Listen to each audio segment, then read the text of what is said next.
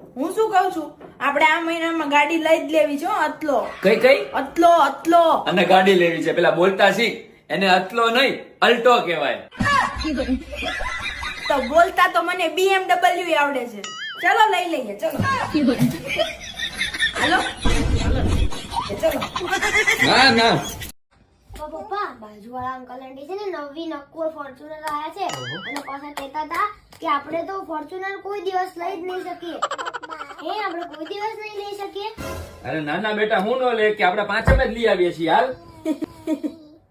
હવે દિવાળી ગઈ તો કઈ ફરવાય નો લઈ ગયા, બધી રજાયું આમ નામ ગઈ કે ફોર્ચ્યુન ગાડી લેજો. આ નાસ્તા બનાવીને તેલ ખલાસ થઈ ગયું, ફોર્ચ્યુન તેલનું ડબલું લાવી દે તોય બહુ છે. એવા દે હવે ફોર્ચ્યુનર તું, આપણે હવે તેલ લેવા જાય. મુકેશ, હું શું કઉ છું, પગાર થઈ ગયો હોય તો થોડા પૂછીને આપો ને. ગામ આખું પોતાની બૈરીને દિવાળીમાં ફરવા લઈ જાય છે, તમે તો મને ક્યાંય નથી લઈ જતા. અરે યાર એવું નથી, મારે તને આ વર્ષે લઈ જાવી હતી ઇઝરાયલ બાજુ, તો ન્યાય યુદ્ધ ફાટી નીકળ્યું યાર. તો એની પહેલાના વર્ષે શું હતું? તારા નસીબ જ ફૂટલા છે, જ્યાં તને લઈ જવાનું વિચારું ને ત્યાં યુદ્ધ ફાટી નીકળે. ગયા વર્ષે મારે તને લઈ જાવી હતી રશિયા, તો ન્યાય યુદ્ધ ફાટી નીકળ્યું. તો એની પહેલાના વર્ષે શું હતું? એની પહેલાના વર્ષે તો કોરોના હતો કે નહીં, બધા દેશની સરહદો બંધ થઈ ગઈ હતી, તો આપણે ક્યાં જવું, ઘરમાં પુરાયેલા હતા. તો એની પહેલાના વર્ષે ક્યાં લઈ ગયા હતા, ત્યારે શું હતું? એની પહેલાના વર્ષે ગોઠવવું પડશે, ગોઠવા દે. કે ગોઠવા દે.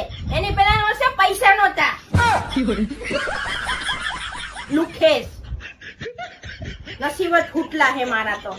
એક કામ કરીએ, આ વર્ષે તારા પિયર જઈ આવીએ.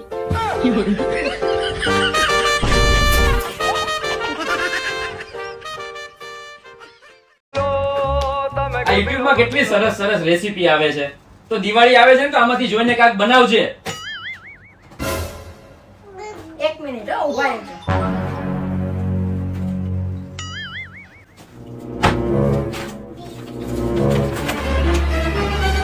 આજે ભારતનો નકશો છે, આમાં કેટલા બધા સરસ ફરવાના સ્થળો છે.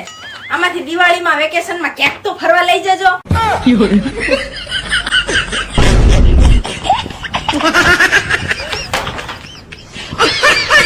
આ દિવાળીમાં દીવાથી કેવું ઘર ઝગમગ થઈ જાય, એવી જ રીતે પત્ની છે ને એ દીવા જેવી જ હોય છે.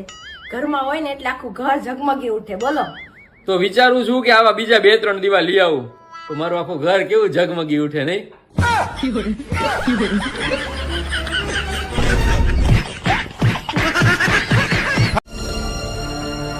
દેખાતું નથી.